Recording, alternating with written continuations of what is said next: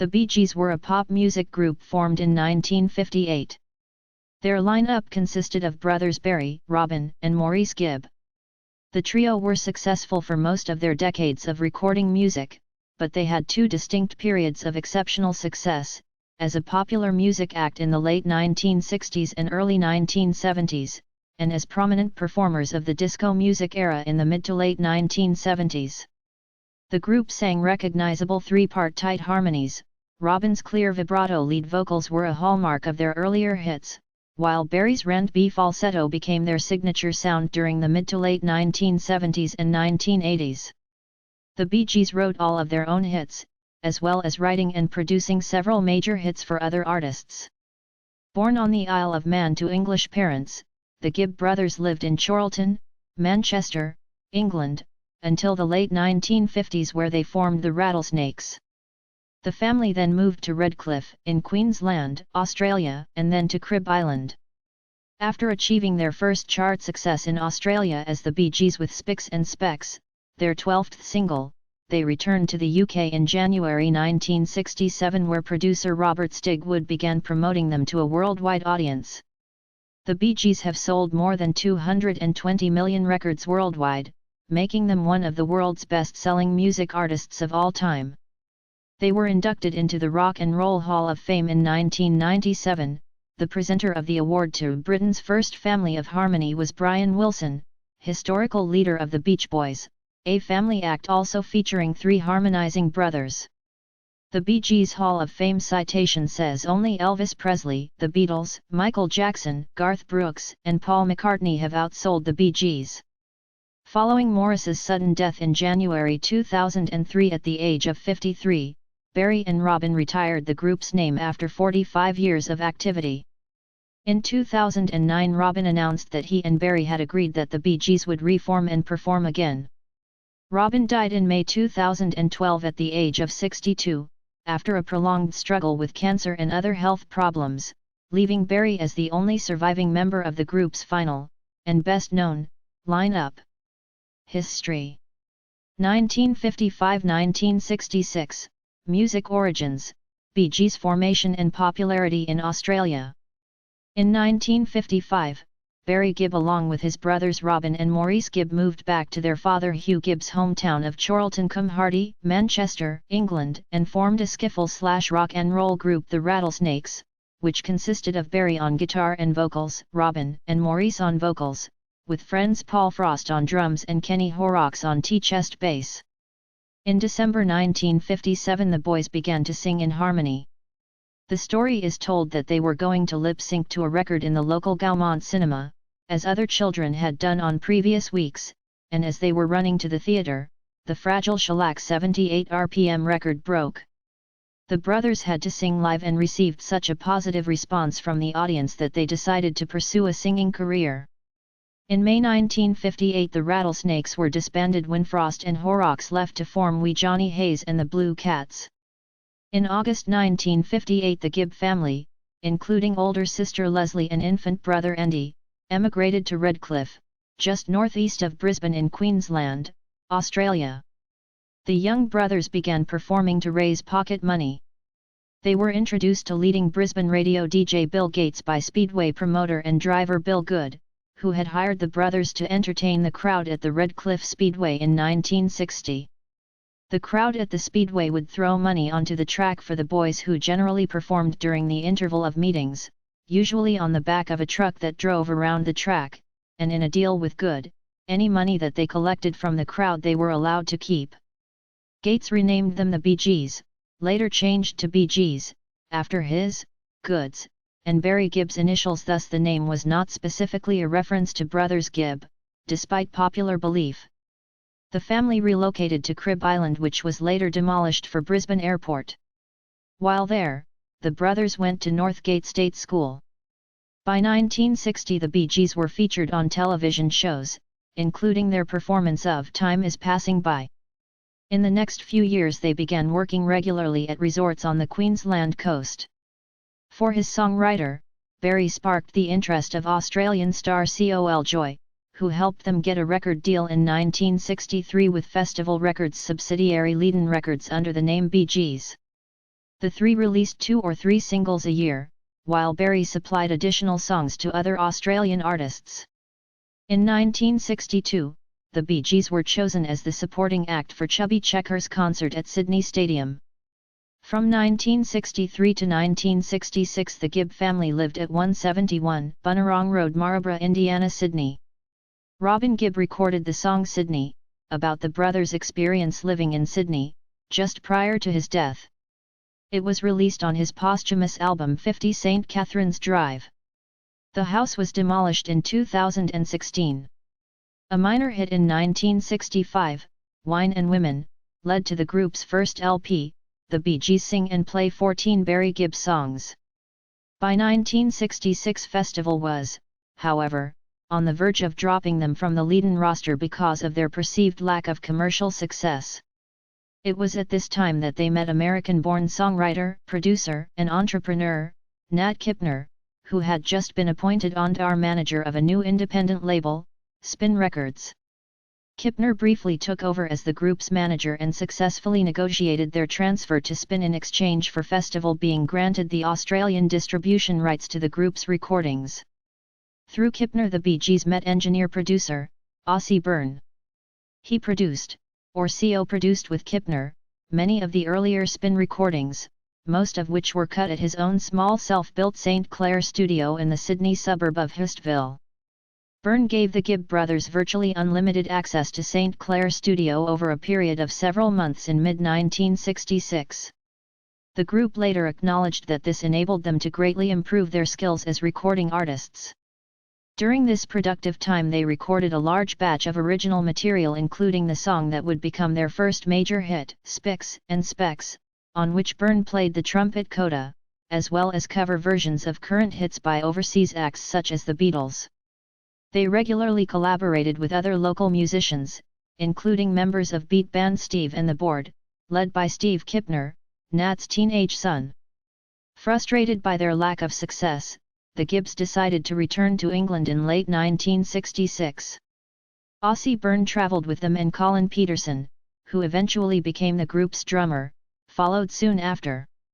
While at sea in January 1967, they learned that Spicks and Specks had been awarded Best Single of the Year by Go Set, Australia's most popular and influential music newspaper. 1967–1969, International Fame and Touring Years. Bee Gees won St. Horizontal and Idea. Before their departure from Australia to England, Hugh Gibb sent demos to Brian Epstein, a promoter who managed the Beatles and directed NEMS, a British music store. Epstein passed the demo tapes to Robert Stigwood, who had recently joined NEMS. After an audition with Stigwood in February 1967, the Bee Gees signed a 5-year contract whereby Polydor Records would release their records in the UK and Atco Records would do so in the US. Work quickly began on the group's first international album and Stigwood launched a promotional campaign to coincide with its release. Stigwood proclaimed that the Bee Gees were the most significant new talent of 1967, thus initiating the comparison of the Bee Gees to the Beatles. Before recording the first album they added Colin Peterson and Vince Melouney to the group. New York Mining Disaster 1941, their second British single, their first issued UK 45 RPM was Spicks and Specks, was issued to radio stations with a blank white label listing only the song title. Some DJs immediately assumed this was a new single by the Beatles and started playing the song in heavy rotation. This helped the song climb into the top 20 in both the UK and US. No such chicanery was needed to boost the Bee Gees' second single, To Love Somebody, into the US top 20. Originally written for Otis Redding, To Love Somebody, a soulful ballad sung by Berry, has since become a pop standard covered by many artists including the Flying Burrito Brothers, Rod Stewart, Bonnie Tyler, Janis Joplin, The Animals, Gary Puckett and the Union Gap, Nina Simone, Jimmy Somerville, Billy Corgan and Michael Bolton. Another single, Holiday, was released in the US, peaking at number 16. The parent album, Bee Gees 1st, their first internationally, peaked at number 7 in the US and number 8 in the UK.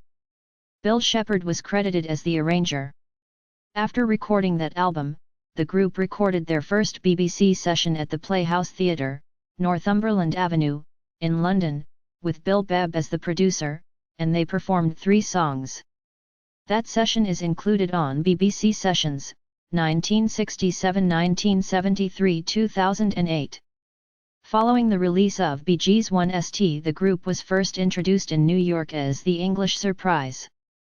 At that time, the band made their first British TV appearance on Top of the Pops.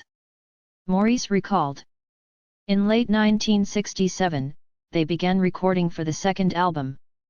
On December 21, 1967, for a live broadcast from Liverpool Anglican Cathedral, they performed their own song, Thank You for Christmas, which was recorded in the Horizontal Sessions but was not released until 2008, and also Silent Night and Hark! The Herald Angels Sing.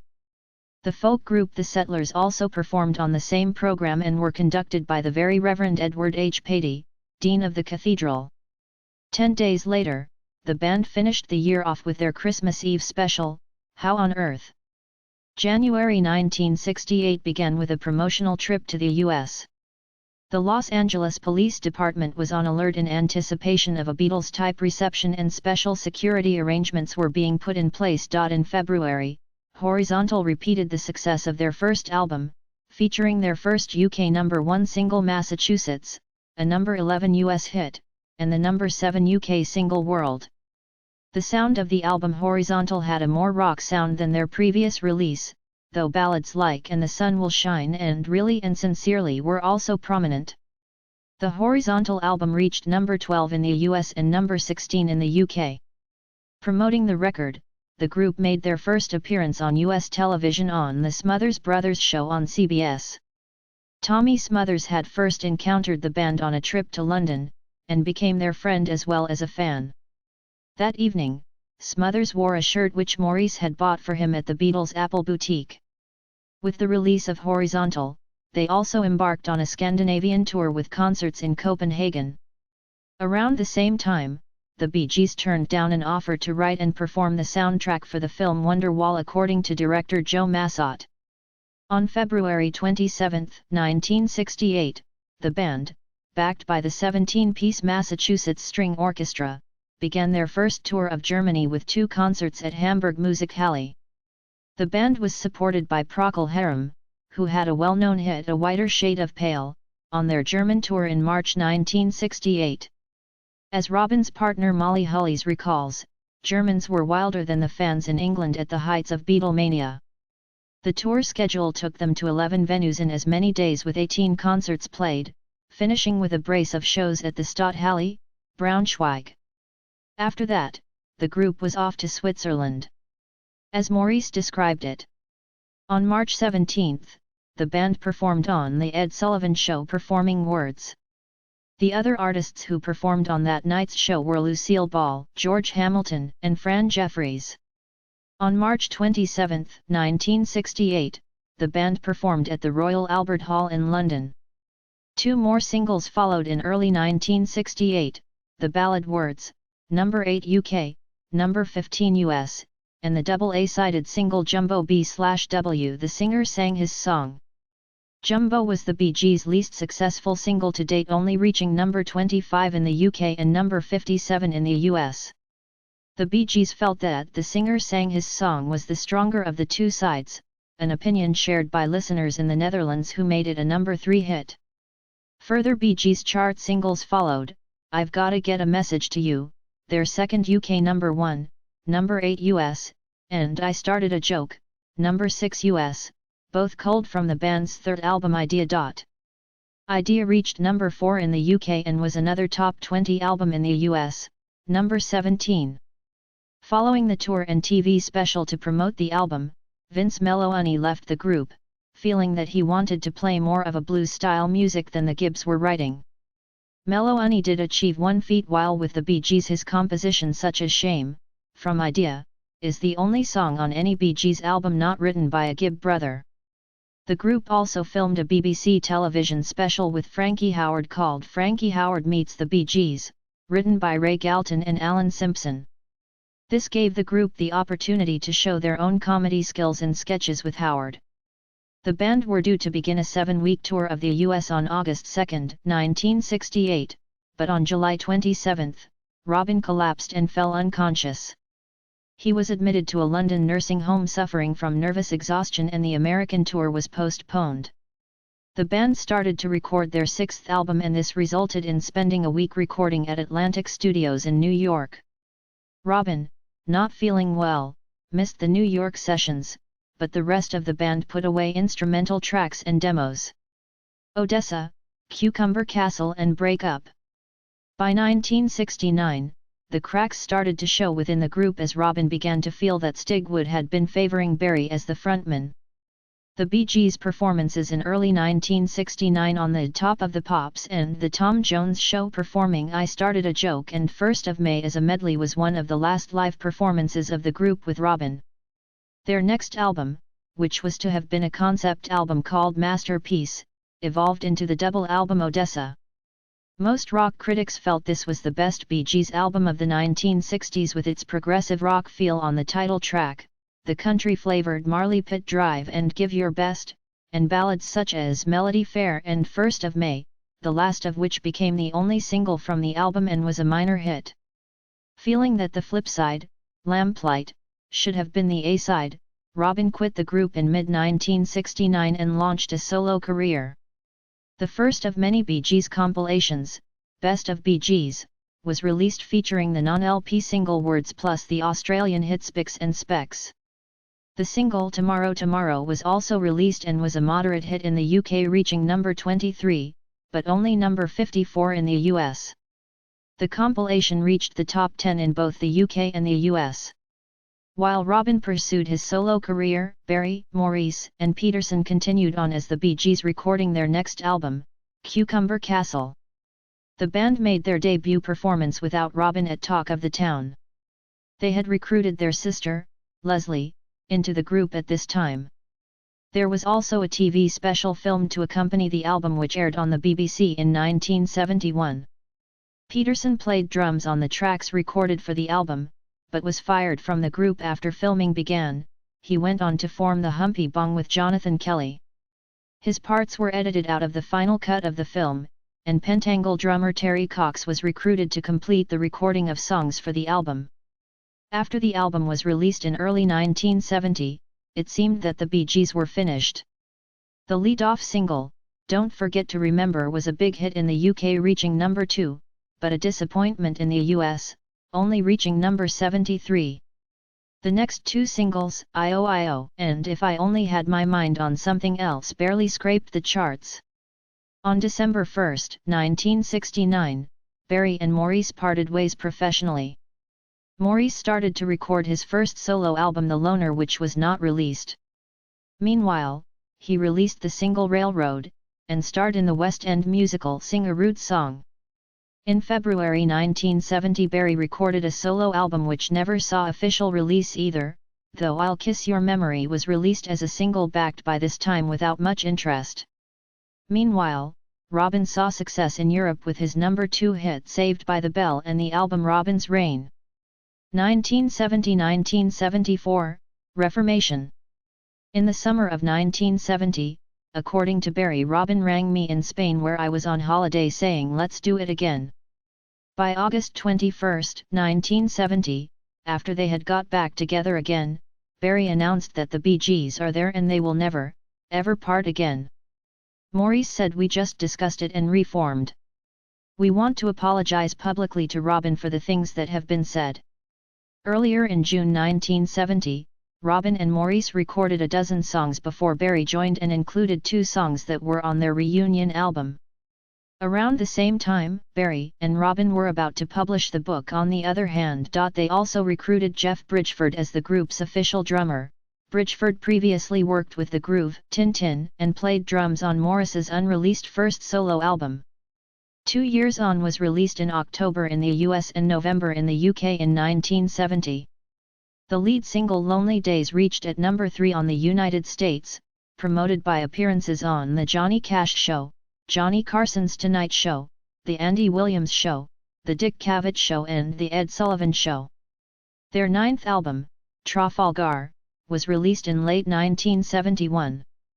The single How Can You Mend a Broken Heart was the first to hit number 1 on the US charts, while Israel reached number 22 in the Netherlands. How Can You Mend a Broken Heart also brought the Bee Gees their first Grammy Award nomination for Best Pop Performance by a Duo or Group with Vocals. Later that year, the group's songs were included in the soundtrack for the film Melody. In 1972, they hit number 16 in the US with the non-album single My World backed by Morris's composition On Time. Another 1972 single, Run to Me from the LP To Whom It May Concern returned them to the UK top 10 for the first time in 3 years. On November 24, 1972, the band headlined the Woodstock of the West Festival at the Los Angeles Coliseum, which was an answer to Woodstock in New York, eastern United States, which also featured Sly and the Family Stone, Stevie Wonder and the Eagles. Also in 1972, the group sang Hey Jude with Wilson Pickett. By 1973, however, the Bee Gees were in a rut. The album, Life in a Tin Can, released on Robert Stigwood's newly formed RSO Records and its lead-off single, Saw a New Morning, sold poorly with the single peaking at number 94. This was followed by an unreleased album, known as A Kick in the Head is Worth 8 in the Pants. A second compilation album, Best of Bee Gees, Volume 2 was released in 1973, though it did not repeat the success of Volume 1. On April 6, 1973 episode of The Midnight Special they performed Money, That's What I Want, with Jerry Lee Lewis. Also in 1973, they were invited by Chuck Berry to perform with him on stage at The Midnight Special, performing Johnny B. Good as well as Reelin' and Rockin'. After a tour of United States in early 1974, the group ended up playing small clubs. As Berry joked, "We ended up in, have you ever heard of Batley's The Variety Club in Leeds, England?" On the advice of Ahmet Ertegun, head of their US label Atlantic Records, Stigwood arranged for the group to record with famed soul music producer Arif Mardin. The resulting LP, MR Natural, included fewer ballads and foreshadowed the R&B direction of the rest of their career. But when it too failed to attract much interest, Mardin encouraged them to work within the soul music style. The brothers attempted to assemble a live stage band that could replicate their studio sound. Lead guitarist Alan Kendall had come on board in 1971, but did not have much to do until MR Natural. For that album, they added drummer Dennis Bryan, and they later added ex-Strawbs keyboard player Blue Weaver, completing the Bee Gees band that lasted through the late 70s. Maurice, who had previously performed on piano, guitar, harpsichord, electric piano, organ, mellotron, and bass guitar, as well as mandolin and Moog synthesizer, now confined himself to bass on stage. 1975–1979, turning to disco. Main Course and Children of the World. At Eric Clapton's suggestion, the brothers relocated to Miami, Florida, early in 1975 to record. After starting off with ballads, they eventually heeded the urging of Mardin and Stigwood and crafted more dance-oriented disco songs, including their second US number 1, Jive Talkin', along with US number 7 Nights on Broadway. The band liked the resulting new sound. This time the public agreed by sending the LP Main Course up the charts. This album included the first Bee Gees songs where Berry used falsetto, something that would later become a trademark of the band. This was also the first Bee Gees album to have 2 US top 10 singles since 1968's Idea. Main Course also became their first charting R&B album. On the Bee Gees' appearance on The Midnight Special in 1975 to promote Main Course, they sang To Love Somebody with Helen Reddy. Around the same time, the Bee Gees recorded 3 Beatles covers: Golden Slumbers / Carry That Weight, She Came In Through the Bathroom Window with Berry providing lead vocals and Sun King with Maurice providing lead vocals, for the unsuccessful musical / documentary All This and World War II. The next album, Children of the World, released in September 1976, was drenched in Berry's newfound falsetto and Weaver's synthesizer disco licks. Mardin was unavailable to produce, so the Bee Gees enlisted Al P. Galutin and Carl Richardson, who had worked with Mardin during the Main Course sessions. This production team would carry the Bee Gees through the rest of the 1970s. The first single from the album was You Should Be Dancing, which features percussion work by musician Stephen Stills. The song pushed the Bee Gees to a level of stardom they had not previously achieved in the US, though their new R&B/disco sound was not as popular with some die-hard fans. The pop ballad Love So Right reached number 3 in the US, and Boogie Child reached US number 12 in January 1977. The album peaked at number 8 in the US. A compilation Bee Gees Gold was released in November, containing the group's hits from 1967 to 1972. Saturday Night Fever and Spirits Having Flown. Following a successful live album, Here at Last. Bee Gees. Live. The Bee Gees agreed with Stigwood to participate in the creation of the Saturday Night Fever soundtrack. It would be the turning point of their career. The cultural impact of both the film and the soundtrack was seismic throughout the world, prolonging the disco scene's mainstream appeal. The band's involvement in the film did not begin until post-production. As John Travolta asserted, the Bee Gees weren't even involved in the movie in the beginning and I was dancing to Stevie Wonder and Boz Scaggs. Producer Robert Stigwood commissioned the Bee Gees to create the songs for the film. The brothers wrote the songs virtually in a single weekend at Château de Hérouville studio in France. Barry Gibb remembered the reaction when Stigwood and music supervisor Bill Oakes arrived and listened to the demos. Quote, "They flipped out and said these will be great. We still had no concept of the movie, except some kind of rough script that they'd brought with theme and msp. You've got to remember, we were fairly dead in the water at that point, 1975, somewhere in that zone the Bee Gees sound was basically tired. We needed something new. We hadn't had a hit record in about 3 years. So we felt, oh geez, that's it. That's our lifespan, like most groups in the late 60s. So, we had to find something. We didn't know what was going to happen." Bill Oakes, who supervised the soundtrack, asserts that Saturday Night Fever did not begin the disco craze, rather, it prolonged it. Disco had run its course. These days, Fever is credited with kicking off the whole disco thing. It really didn't. Truth is, it breathed new life into a genre that was actually dying. 3 Bee Gees singles: How Deep Is Your Love, US number 1, UK number 3, Stayin' Alive, US number 1, UK number 4, and Night Fever, US number 1, UK number 1, charted high in many countries around the world, launching the most popular period of the disco era. They also penned the song If I Can't Have You, which became a US number 1 hit for Yvonne Elliman, while the Bee Gees' own version was the B-side of Stayin' Alive. Such was the popularity of Saturday Night Fever that 2 different versions of the song More Than a Woman received airplay, one by the Bee Gees, which was relegated to album track, and another by Tavares, which was the hit. The Gibb sound was inescapable. During a 9-month period beginning in the Christmas season of 1977, 7 songs written by the brothers held the number 1 position on the US charts for 27 of 37 consecutive weeks, 3 of their own releases, 2 for brother Andy Gibb, the Yvonne Elliman single, and Grease, performed by Frankie Valli. Fueled by the movie's success, the soundtrack broke multiple industry records, becoming the highest-selling album in recording history to that point. With more than 40 million copies sold, Saturday Night Fever is among music's top 5 best-selling soundtrack albums. As of 2010, it is calculated as the 4th highest-selling album worldwide. In March 1978, the Bee Gees held the top 2 positions on the US charts with Night Fever and Stayin' Alive, the first time this had happened since the Beatles. On the US Billboard Hot 100 chart for March 25, 1978, 5 songs written by the Gibbs were in the US top 10 at the same time: Night Fever, Stayin' Alive, If I Can't Have You, Emotion and Love Is Thicker Than Water. Such chart dominance had not been seen since April 1964, when the Beatles had all 5 of the top 5 American singles.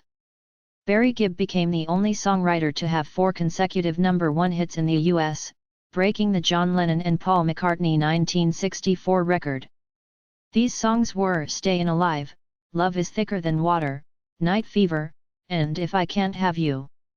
The Bee Gees won 5 Grammy Awards for Saturday Night Fever over 2 years, Album of the Year, Producer of the Year, with Alpi Galutin and Carl Richardson, 2 awards for Best Pop Performance by a Duo or Group with Vocals, one in 1978 for How Deep Is Your Love and one in 1979 for Stayin' Alive, and Best Vocal Arrangement for 2 or more voices for Stayin' Alive.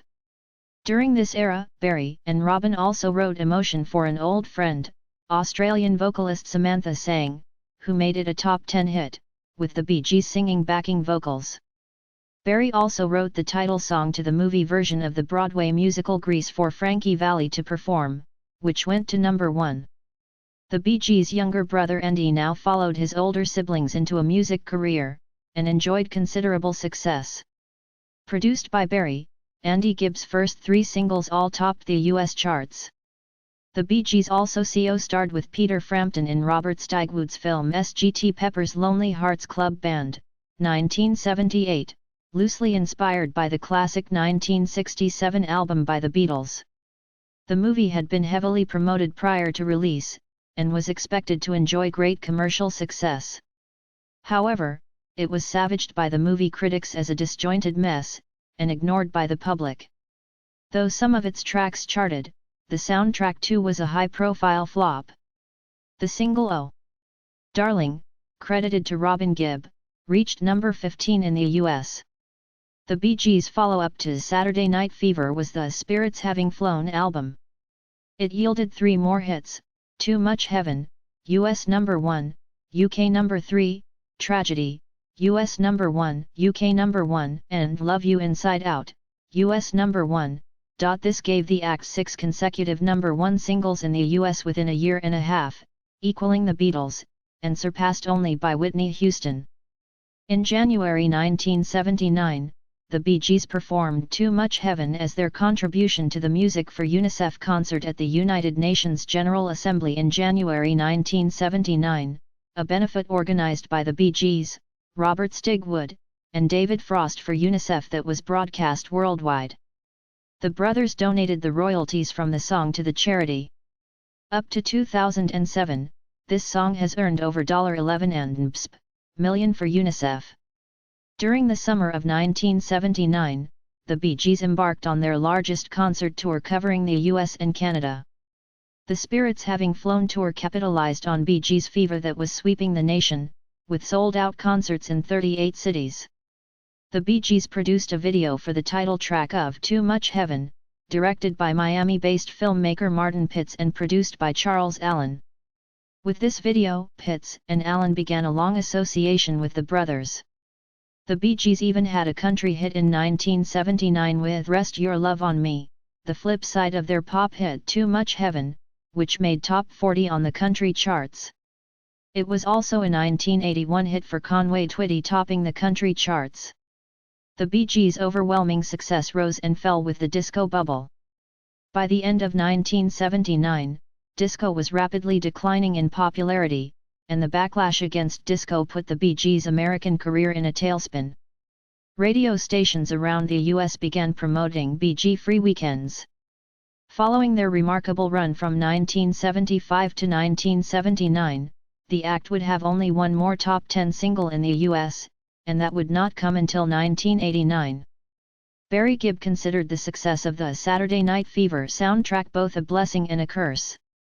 Quote, Fever was number 1 every week on MSP. It wasn't just like a hit album. It was number 1 every single week for 25 weeks. It was just an amazing, crazy, extraordinary time.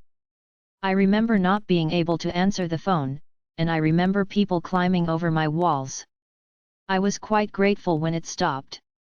It was too unreal. In the long run, your life is better if it's not like that on a constant basis. Nice though it was. 1980-1986, outside projects, band turmoil, solo efforts, and decline. Robin Co. produced Jimmy Ruffin's Sunrise, released in May 1980, but the songs were started in 1979. The album contains songs which were written by the Gibb brothers. In March 1980, Barry Gibb worked with Barbra Streisand on her album Guilty.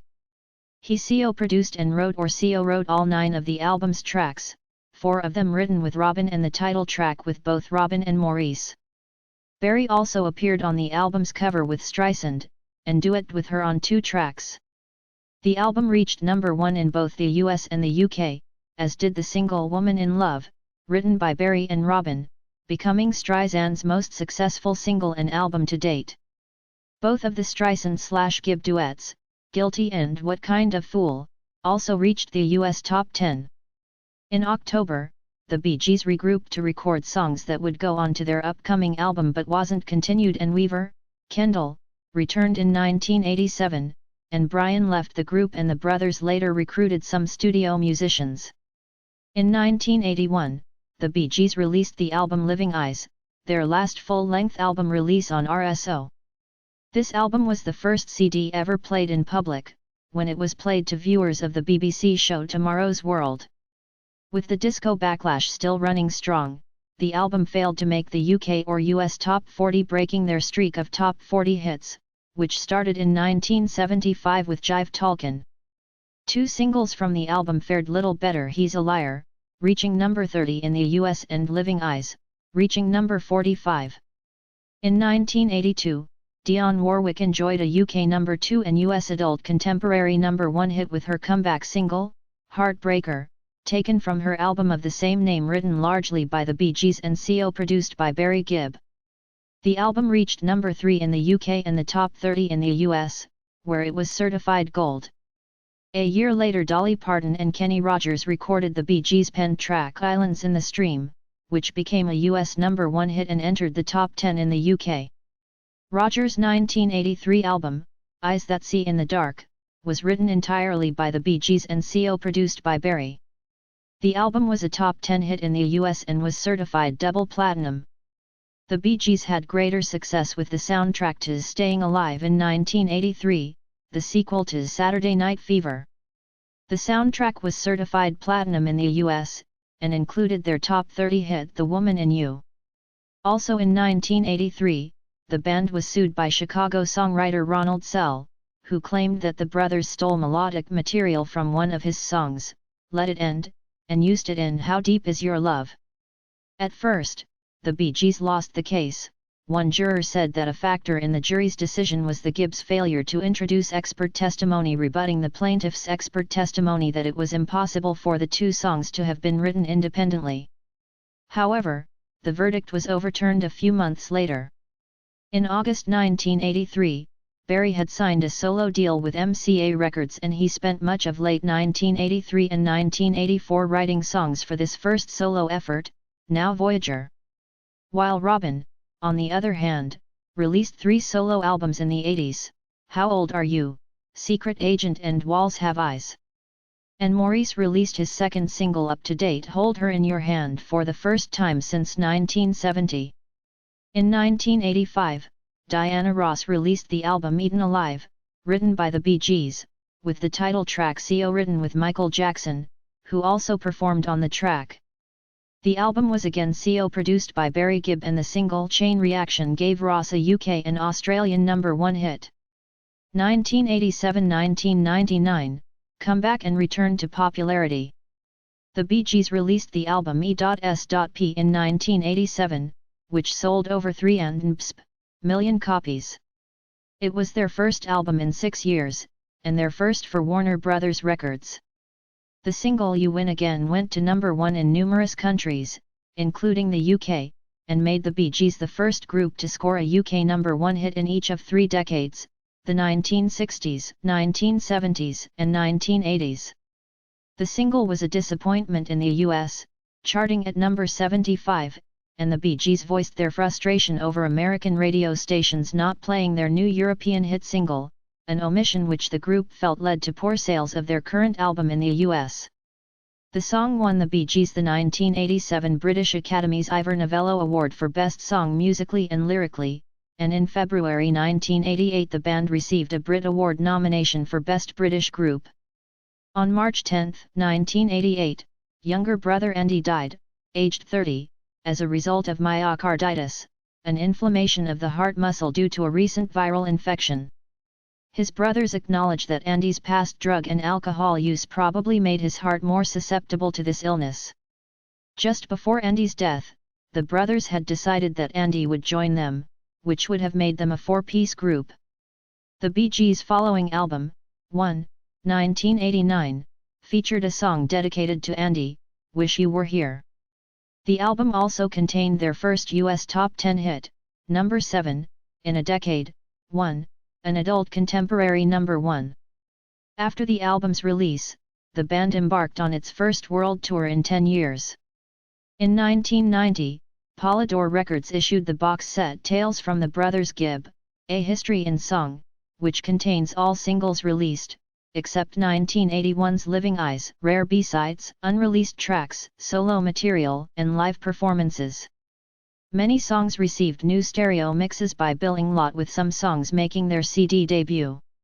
At the time of its release, Tales was one of the first box sets issued in the music business, and it was considered an honor for a group to have one. In the UK, Polydor issued a single-disc hits collection from Tales called The Very Best of the Bee Gees, which contained their biggest UK hits. The album became one of their best-selling albums in that country, eventually being certified triple